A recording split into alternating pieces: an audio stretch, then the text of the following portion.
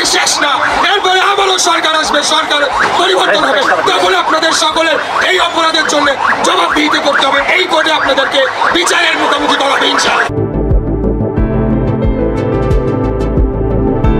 বিএনপির তরুণ নেতা ইশরাক হোসেন স্পষ্ট করে বলেছেন, আওয়ামী লীগকে ফ্যাসিবাদীও বলবেন, আবার রাজনীতি করার অধিকারও দেবেন। এটা হবে না। ইশরাকও হার্ডকোর বিএনপি নেতা, বিএনপির হয়ে মেয়রাল ইলেকশন করেছেন। এই ছেলেটা কত যে মার খাইছে, তবুও রাজপথ থেকে ওঠে নাই। তাইলে বিএনপি করার পরেও ইশরাক আওয়ামী লীগের বিরুদ্ধে যুদ্ধ ঘোষণা করল, বাট ফখরুল খসরুরা কেন করতে পারছে না? কারণ বয়স আর প্রজন্ম। শুধু বিএনপি না, জামায়াত ইসলামীর আমিরও যথেষ্ট স্টুপিড কথা বলতেছেন আওয়ামী লীগের ব্যাপারে। অথচ আপনি ঢাকার ইউনিভার্সিটিগুলোর শিবির নেতাদের বক্তব্য শুনেন, স্পষ্ট পার্থক্য দেখতে পাবেন। এটাই জেন জির রাজনীতি। ইশরাক হোসেন বয়সে তরুণ, তিনি নিজেও এই জিনিস জানেন। সাদিক কায়েমরা জানেন, বাট ফখরুল বা শফিক সাহেবরা জানেন না। এজন্যই সেম দল হয়েও এদের কথাবার্তায় এতটা তফাৎ। তবে জিয়াউর রহমান আর খালেদা জিয়ার বিএনপি তরুণদের কাছে ক্রেজ হতে পেরেছিল।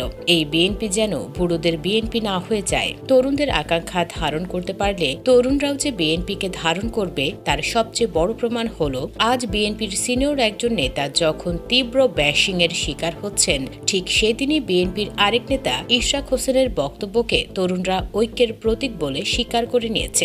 সেম দলের দুই জেনারেশনের বক্তব্যের পুরোপুরি দুই রকমের এই প্রতিক্রিয়াটা শুধু বিএনপি না, জামায়াত সহ পুরাতন ধারার সকল রাজনৈতিক দলকেই মাথায় রাখা উচিত। এটুকু মাথায় রাখলেই চলবে, এটুকু জায়গা দিলেই হবে। তরুণদের এটুকু সম্মান দিলে তরুণরাও এই দেশের নিরাপত্তার ভার নিজের কাঁধে তুলে নেবে। আওয়ামী ফ্যাসিবাদ যদি আবারও কখনো ফিরে আসতে চায়, আবারও এই দেশের তরুণরাই নিজের জীবন দিয়ে হলেও আওয়ামী লীগের হাত থেকে দেশকে নিরাপদ রাখবে ইনশাআল্লাহ। জুলাই বিপ্লব শুধু হাসিনাকেই পালিয়ে যেতে বাধ্য করেনি, বরং তরুণদের সাথে বুড়োদের রাজনৈতিক একটা পার্থক্যও জুলাই বিপ্লব করে দিয়ে গেছে। খেয়াল করে দেখবেন, গত 15 বছরের আন্দোলনে বুড়োদের ভাষা আর ভরসার জায়গা কি ছিল।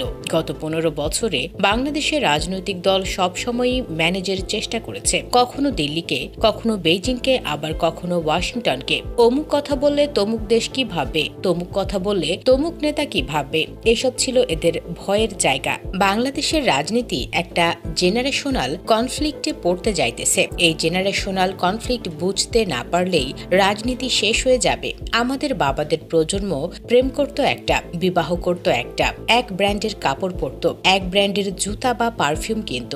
রাজনৈতিক দলও একটারই সাপোর্ট করত। যত যাই হোক, তাই বাংলাদেশের রাজনৈতিক দলগুলোকে বড় কোনো পরীক্ষাতে পড়তে হয় নাই। একটা লয়াল ভোট ব্যাংক এদের ছিল। সমস্যা হলো এই বাস্তবতা এখন শেষ। জেন জি ইভেন প্রেমের ক্ষেত্রেও কম্প্রোমাইজ করে না।